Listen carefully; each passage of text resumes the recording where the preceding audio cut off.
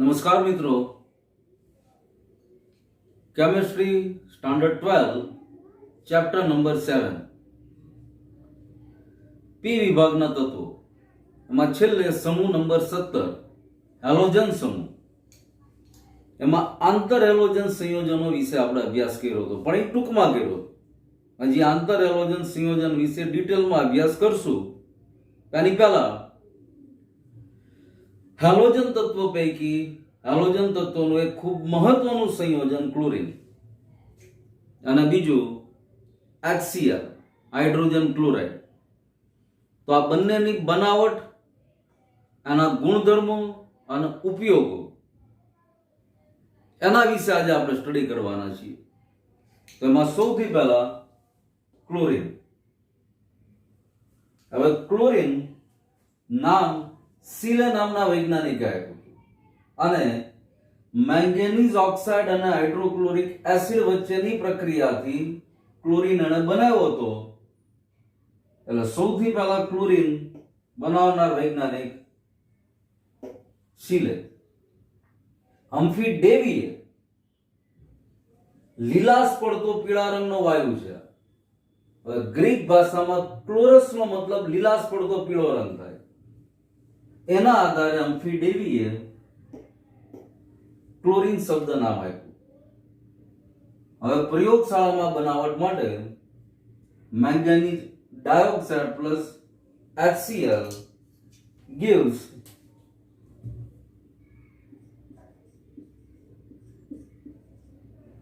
manganese chloride plus 2H2O plus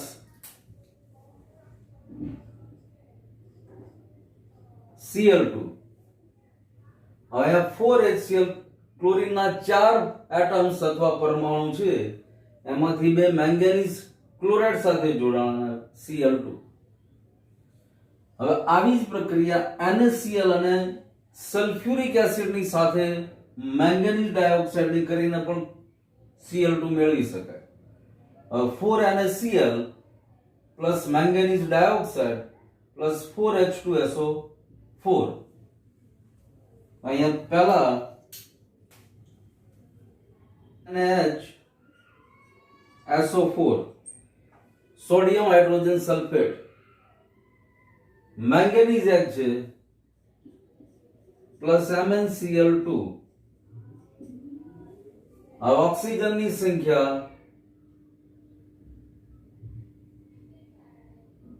8 માંથી 4 plus 4H2O 2H2O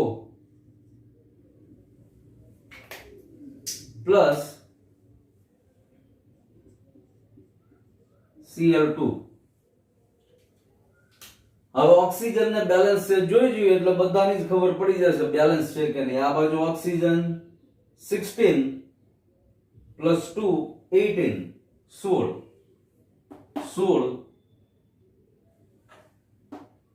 16 plus 2 18 16 ને 2 18 બરાબર છે। તો આવી રીતે પણ ક્લોરીન મેળવી શકે। આવી જ પ્રક્રિયા પોટેશિયમ પરમેંગેનેટ સાથે 2KMnO4 પ્લસ 16HCl। તો પહેલા 2KCl potassium chloride plus 2MnCl2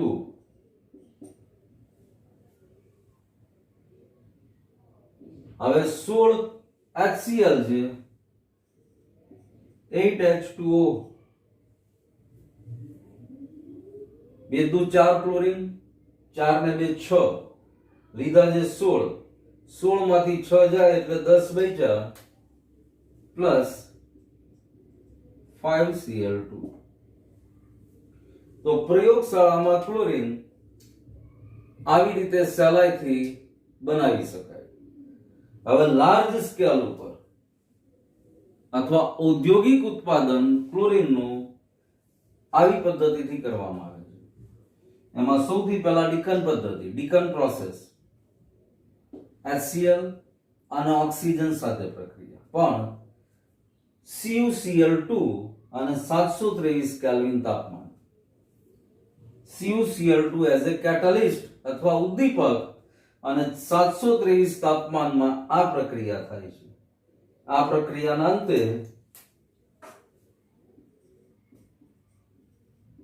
2H2O plus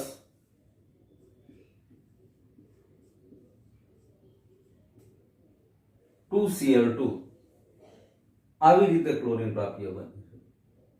અને બીજી મહત્વની પ્રક્રિયા ઇલેક્ટ્રોલિસિસ અથવા વિદ્યુત વિભાજન. આ પદ્ધતિ સોડિયમ હાઇડ્રોક્સાઇડના નિર્માણ માટેની પદ્ધતિ તરીકે પણ ઓળખાય છે. આ પદ્ધતિને આપણે યાદ આવતું હોય તો 11મા ધોરણમાં S વિભાગના તત્વો એની અંદર ભણી જતા. પણ ફરીવાર આનું સમીકરણ સમજીએ છીએ. સોડિયમ ક્લોરાઇડનું સાંદ્ર દ્રાવણ, જેને બ્રાયન દ્રાવણ તરીકે ઓળખાય છે, એમાં વિદ્યુત પસાર કરતા ધન ધ્રુવ અને ઋણ ધ્રુવ એનોડ કેથોડ બંને છે. તો એમાં H2 plus Cl2 plus 2NaOH. અહીંયા Cl2 એનોડ પર પ્રાપ્ય બને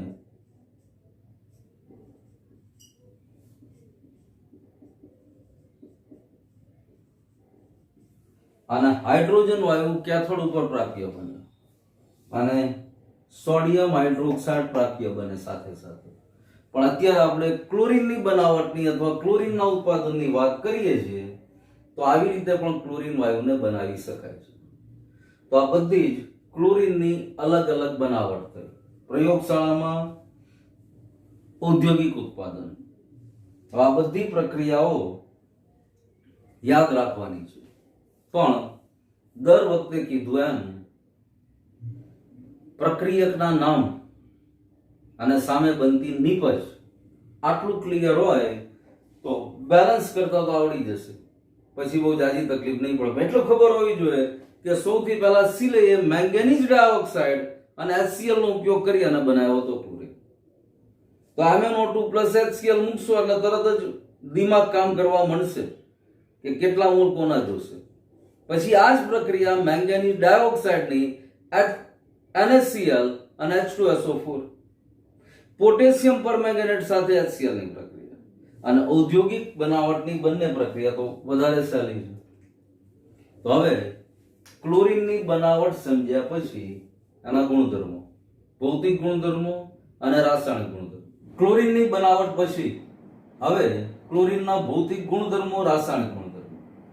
ભૌતિક ગુણધર્મોમાં લીલાશ પડતો પીળા રંગનો વાયુ, આની પહેલા જ વાત થઈ ગઈ એમ. બીજું, હવા કરતા ભારે છે. હવા કરતા લગભગ 2.5 ટાઈમ્સ મોર, 2.5 ગણો જેટલો ભારે છે. પાણીમાં ઇઝીલી સોલ્યુબલ છે અને 239 કેલ્વિન તાપમાને ઉકળે છે. Boiling point 239 kelvin. હવે રાસાયણિક ગુણધર્મો. હવે ક્લોરીનના રાસાયણિક ગુણધર્મો એટલા બધા છે એની પ્રતિક્રિયાત્મકતા અથવા સક્રિયતાના કારણે. ઘણા બધા ધાતુ, અધાતુ, હાઇડ્રોજન, કેટલા બધા સંયોજનો, અનેક સંયોજનો સાથે ક્લોરીન પ્રક્રિયા આપે છે. ઓક્સિડેશન કરતા તરીકેની પણ પ્રક્રિયા આપે છે. પણ સૌથી પહેલા આપણે મેટલ, નોન મેટલ મતલબ ધાતુ, અધાતુ અને હાઇડ્રોજનને લગતા સંયોજન એની સાથેની પ્રક્રિયા જોઈએ. મેગ્નેશિયમ પ્લસ ક્લોરીન, મેગ્નેશિયમ ધાતુ plus Cl2 gives MgCl2, magnesium chloride. સહેલાઈથી મેગ્નેશિયમ ક્લોરાઇડ અથવા જે તે ધાતુના ક્લોરાઇડ બનાવે છે. સેમ પ્રક્રિયા સોડિયમ ધાતુ સાથે, તો 2NaCl.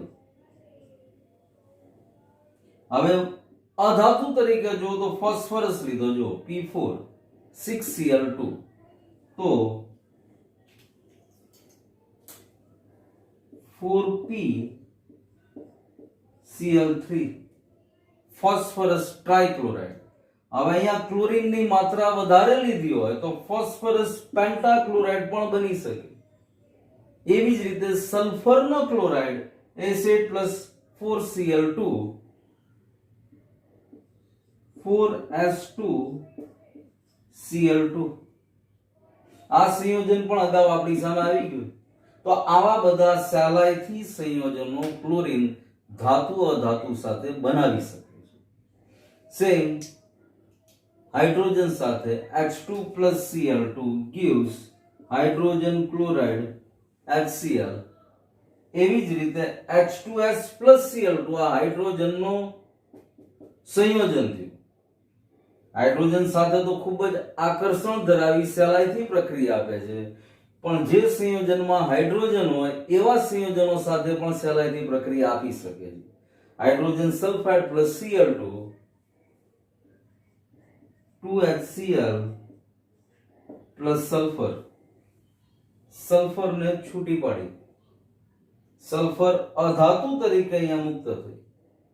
તો આ રાસાયણિક ગુણધર્મ ધાતુ અધાતુ હાઇડ્રોજન અને હાઇડ્રોજન સાથેના સંયોજન સાથેના થયા.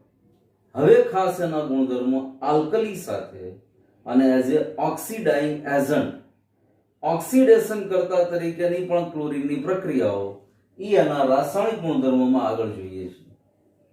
ક્લોરીનના બીજા રાસાયણિક ગુણધર્મ સૌથી પહેલા આલ્કલી સાથે તો સોડિયમ હાઇડ્રોક્સાઇડ વત્તા ક્લોરીન. પણ અહીંયા સોડિયમ હાઇડ્રોક્સાઇડ ઠંડો અને મંદ છે. ઠંડા અને મંદ સોડિયમ હાઇડ્રોક્સાઇડ સાથે ક્લોરીન વાયુ અલગ પ્રક્રિયા આપે અને ગરમ અને સાંદ્ર સોડિયમ હાઇડ્રોક્સાઇડ સાથે પણ અલગ પ્રક્રિયા આપે. હવે સૌથી પહેલા ઠંડા અને મંદ સોડિયમ હાઇડ્રોક્સાઇડ અથવા આલ્કલી સાથે ક્લોરીનની પ્રક્રિયા. તો અહીંયા નિપજ NaCl પ્લસ NaOCl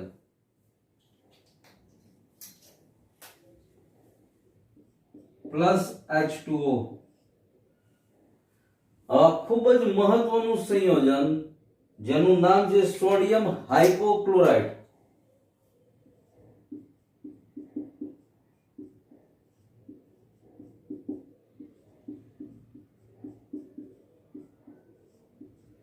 ખાસ બ્લીચિંગ એજન્ટ તરીકે આનો ઉપયોગ થતો હોય છે. કપડાને બ્લીચ કરવા માટે, કપડા ઉપરથી ડાઘાઓ દૂર કરવા માટે આવા પદાર્થો વપરાતા હોય છે. એવી જ રીતે ગરમ અને સાંદ્ર સોડિયમ હાઇડ્રોક્સાઇડ સાથે પ્રક્રિયા કરી 5NaCl 6 NaOH છે 5NaCl પ્લસ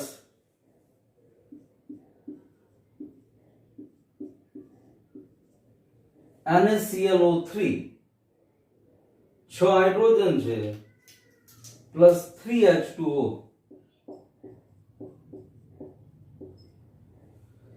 આજે સંયોજન મેળવું સોડિયમ ક્લોરેટ.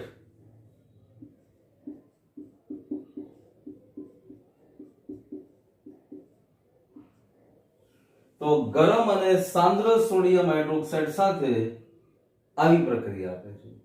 એવી જ રીતે શુષ્ક અને ફોડેલો ચૂનો કેલ્શિયમ હાઇડ્રોક્સાઇડ વત્તા 2Cl2 તો એની સાથે પ્રક્રિયા થઈ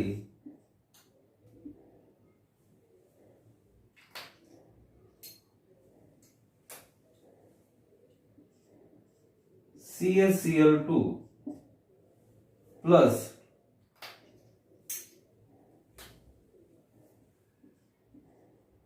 CaOCl twice हाइड्रोजन 4 प्लस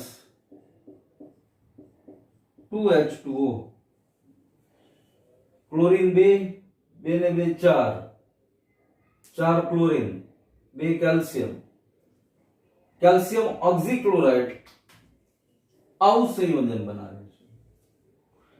હવે ખાસ સંતૃપ્ત હાઇડ્રોકાર્બન અને અસંતૃપ્ત હાઇડ્રોકાર્બન ઓર્ગેનિક કેમિસ્ટ્રીમાં બંને શબ્દ આપણે ભણી ગયા. જે બે કાર્બન વચ્ચે ડબલ અથવા ટ્રિપલ બોન્ડ હોય એવું હાઇડ્રોકાર્બન સંયોજન હોય તો અસંતૃપ્ત હાઇડ્રોકાર્બન છે. અને સિંગલ બોન્ડ સંતૃપ્ત હાઇડ્રોકાર્બન, તો મિથેન સંતૃપ્ત હાઇડ્રોકાર્બન છે, એની ક્લોરીન વાયુ સાથેની પ્રક્રિયા પણ અહીંયા અલ્ટ્રાવાયોલેટ અથવા સૂર્યપ્રકાશની હાજરીમાં, તો નિપજ CH3Cl પ્લસ HCl ક્લોરોમિથેન, અને આ પ્રક્રિયા હજી કન્ટિન્યુઅસ આગળ જતી જાય. CH2Cl2 ક્લોરોફોર્મ, છેલ્લી નિપજ કાર્બન ટેટ્રાક્લોરાઇડ. આમ કન્ટિન્યુઅસ ક્લોરિનેશન થતું રહે. તો આવા ક્લોરિનેશન માટે પણ Cl2 બહુ જ સહેલાઈથી હાઇડ્રોકાર્બન સંયોજન સાથે કરી શકે.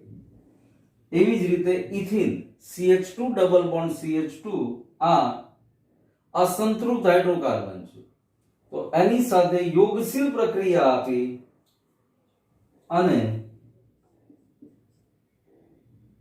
CH2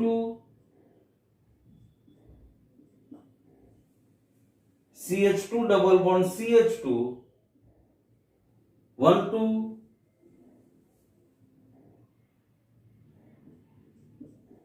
ડાઇક્લોરો ethene. આ યોગશીલ પ્રક્રિયા થઈ, ઉપરની વિસ્થાપન પ્રક્રિયા થઈ. ડબલ બોન્ડ તૂટી એક Cl CH2 સાથે, બીજો Cl બીજા CH2 સાથે, 1 2 ડાઇક્લોરો ઇથેન. હવે એઝ એ ઓક્સિડાઇંગ એજન્ટ ઓક્સિડેશન કરતા તરીકે ferrous sulphate plus sulphuric acid plus Cl2. તો પહેલી નિપજ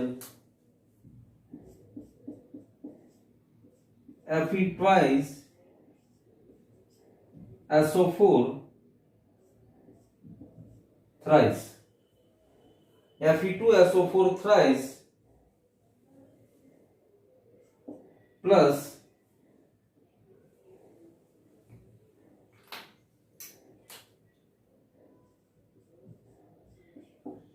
HCl.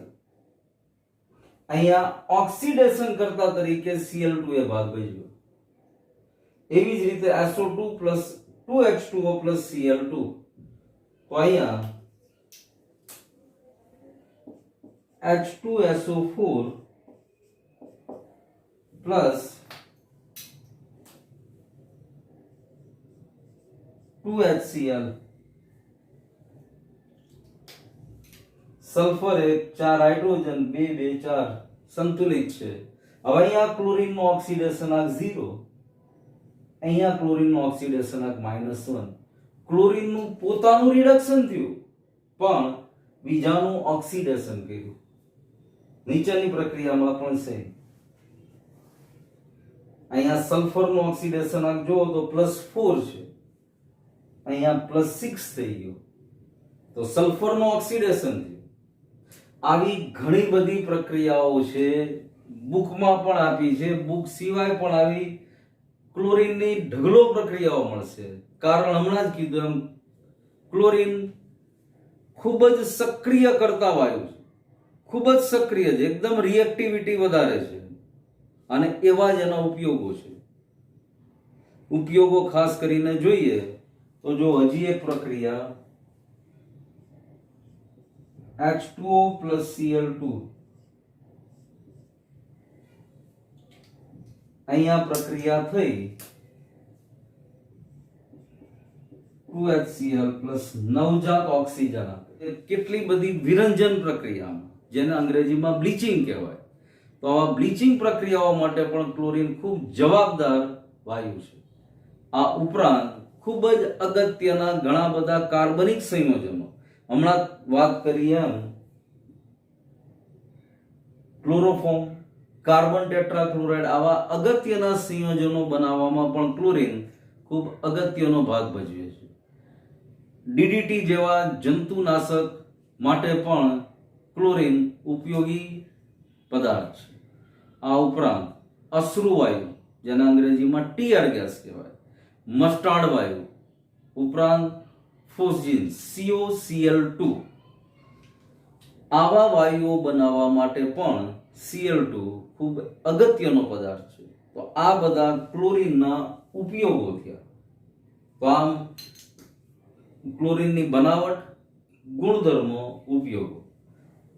હવે આજના લેક્ચરમાં તમે જોશો ને હજી HCl ભણવાનું આવી જ રીતે આપણે છે, પણ એકલી રાસાયણિક પ્રક્રિયાઓ અને એમાંની મોટા ભાગની રાસાયણિક પ્રક્રિયાઓ અગાઉ કોઈ ને કોઈ જગ્યાએ આપણે ભણી ગયા છે. એટલે તમારે આ લેવલે આ પ્રક્રિયાઓ બધી કોઈ અઘરી લાગવાનો સવાલ જ નથી આવતો. હા, જ્યાં જ્યાં નવા નવા સંયોજન આપણી સામે આવે છે ત્યાં ખાસ મેં નામે લખ્યા છે અને આને અલગ પેનથી દર્શાવ્યું છે. તો આને ખાસ ધ્યાનમાં રાખવાના. બાકી બધા સંયોજન તમે જુઓ, અગાઉ કોઈ ને કોઈ જગ્યાએ આપણે ભણી ચૂક્યા છે. ક્લોરીનના રાસાયણિક ગુણધર્મો ભણ્યા પછી ક્લોરીનના ઉપયોગોની થોડી ચર્ચા કરી આપણે. પણ હવે Cl2 નો ઉપયોગ, એમાં ખાસ કરીને જે ટીયર ગેસ અથવા અશ્રુવાયુ છે, ઉપરાંત મસ્ટાર્ડ ગેસ છે, ફોસ્જીન છે, તો આવા બધા ઝેરી વાયુઓ છે પણ કોઈને કોઈ જગ્યાએ ઉપયોગી છે, એના બંધારણ આપ્યા છે. તો એટલા માટે ક્લોરીનના ઉપયોગોના આપણે સહેજ વિસ્તારપૂર્વક સમજીએ. તો સૌથી પહેલા ગોલ્ડ અને પ્લેટિનમ જે ઉમદા ધાતુઓ છે, કિંમતી ધાતુઓ છે, એવી ધાતુઓના નિષ્કર્ષણમાં ક્લોરીનનો ઉપયોગ થાય છે. પાણીને રોગમુક્ત અથવા જીવાણુમુક્ત બનાવવા માટે ક્લોરીનનો ઉપયોગ થાય છે. રૂ, લાકડાનો માવો કે જે કાગળ કે એવી ઇન્ડસ્ટ્રીમાં વપરાતો હોય છે, કાપડ વગેરેના વિરંજન અથવા બ્લીચિંગ માટે ક્લોરીનનો ઉપયોગ થાય છે. DDT, ક્લોરોફોર્મ મતલબ CHCl3, કાર્બન ટેટ્રાક્લોરાઇડ અથવા CCl4, ઘણા બધા ઔષધો, ઘણા બધી ડાઇસ, રંગકો વગેરેની બનાવટમાં પણ ક્લોરીન વાયુ વપરાય છે.